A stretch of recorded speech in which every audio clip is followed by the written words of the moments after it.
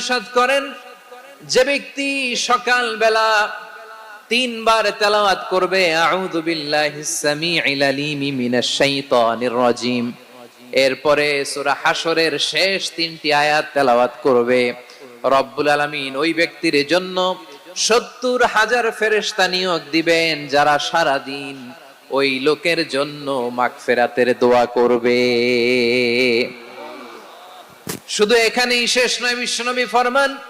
ওয়া ইন মাতা ফি যালিকাল ইয়াউমি মাতা শাহীদান, ওই দিন যদি ওই ব্যক্তিটা ইন্তেকাল করে সে শহীদ হয়ে কিয়ামতের দিন আল্লাহর সামনে দাঁড়াবে। সকালবেলা যদি পড়েন 3 বার আউযু বিল্লাহিস সামিউল আলিম মিনাশ শাইতানির রাজিম 3 বার পড়ে সূরা হাশরের শেষ 3 আয়াত যদি তেলাওয়াত করেন, তাহলে আপনার জন্য আল্লাহ তাআলা 70,000 ফেরেশতা নিয়োগ করবে। সারা দিন তারা আপনার জন্য